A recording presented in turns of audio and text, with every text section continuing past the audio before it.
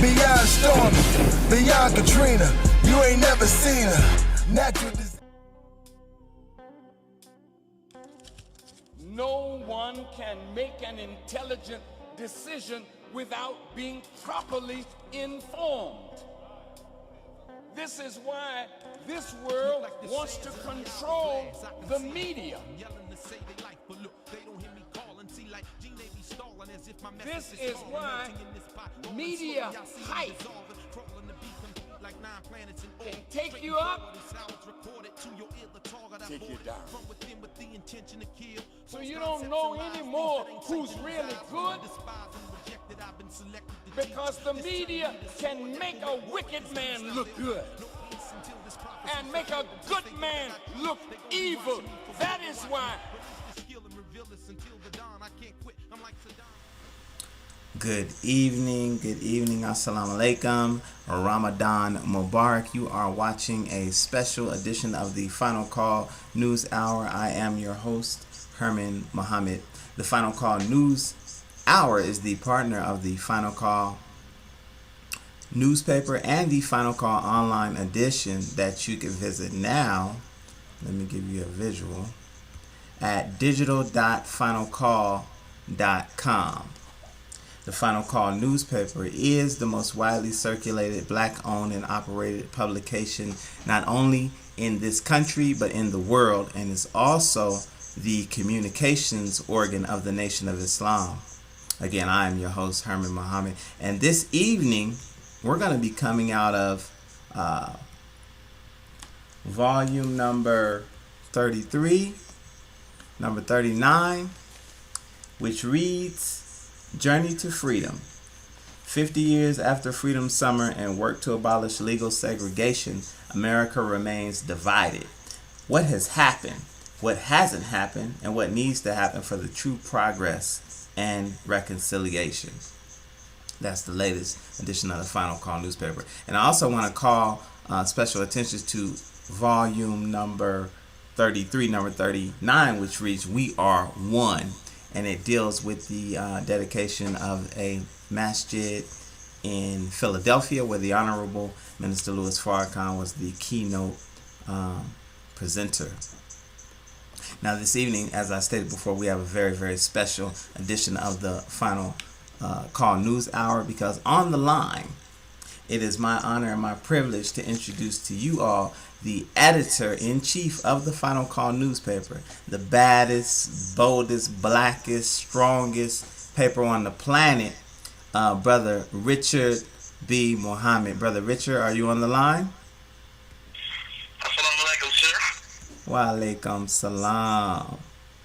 Thank you again, Brother Richard, for joining us, man. It's my honor and my privilege to have you on. I know you're busy. I know you got a lot going on, and so again, I just want to thank you for coming on this program.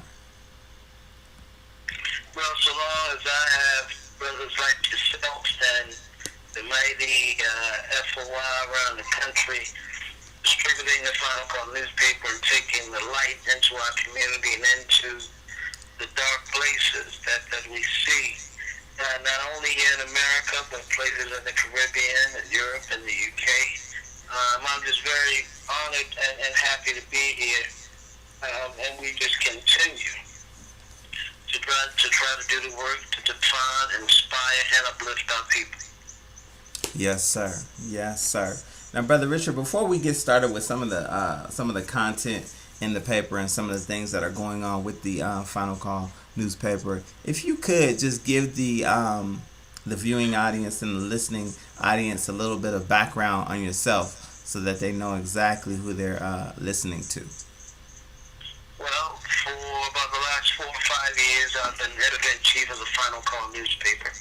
Prior to that, I did media consulting where I had my own company, and prior to that, I worked as a communications director for a couple of national nonprofits, and before that, I worked about over a decade as managing editor for the Final Call. So my work with the Final Call goes all the way back to at least 1988. Actually, I think my first article was published published in 1987. I'm a graduate of Morgan State University with a degree in English and concentration in journalism.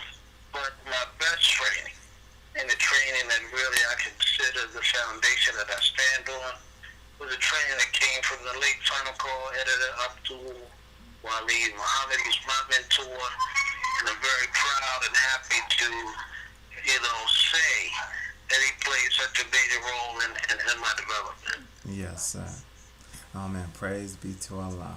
Praise be to Allah. Now, Brother Richard, when I do these interviews and I have dignitaries like yourself on the program, I always like to ask questions that hopefully the listeners and the viewers want to hear answered, and things really that particularly pique my own interest. And in dealing with the Final Call and distributing the Final Call for as many years as I've been doing it, I stated before in my intro, man, how the Final Call is the most widely distributed Black-owned and operated publication in this country and in the world. And what strikes me particularly about this particular issue that we're covering, Journey to Freedom, as well as other issues of the Final Call, the headlines are always so powerful, and they're not necessarily sensational. You know what I mean? As you would see in other newspapers and other publications, but they're always extremely powerful. Now, my question is, what goes into the decision-making process when we come up with a headline like Journey to Freedom? Well, usually the idea for the headline starts with myself. It may be based on the subject matter. It may be the title, for example, if there's a protest, it may be the title of the protest. It may be something that strikes me in terms of a quote or a statement that I think absolutely drives home certain aspects of the story. And actually the main aspect of the story. We try to keep our headlines interesting. We try to keep them active. We try to keep them related to the struggle of our people, and so much our readers get to that headline. Our hope is that they will feel, man, this is something either that I know and I need to read about, or this is something that I don't know, and I really need to find out what this is about. Yes, sir. Now, the other thing that I wanted you to address for our viewers and for our listeners is recently we had a price increase in the Final Call newspaper. We went from $1 to $2, and I wanted to see if you could explain a bit for the viewers who don't know why that took place. Well, we know that everything has gone up over the past 10 years, over the past 15 years, over the past 20 years, for about, maybe 30-some years or close to that. The Final Call has been one price. Right. And, of course, we know that everything has increased. The price of paper has increased. The price of newsprint has increased. The price of ink has increased.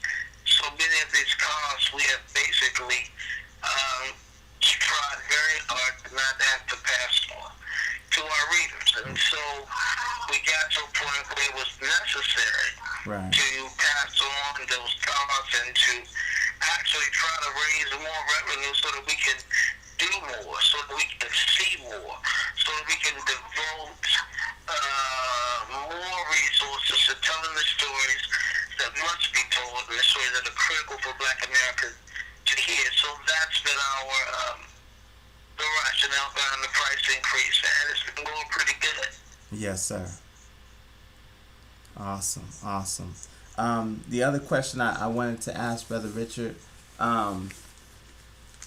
was in this age of everything going digital, and I mentioned in the opening as well that we have a digital edition of the Final Call newspaper that you can get at digital.finalcall.com.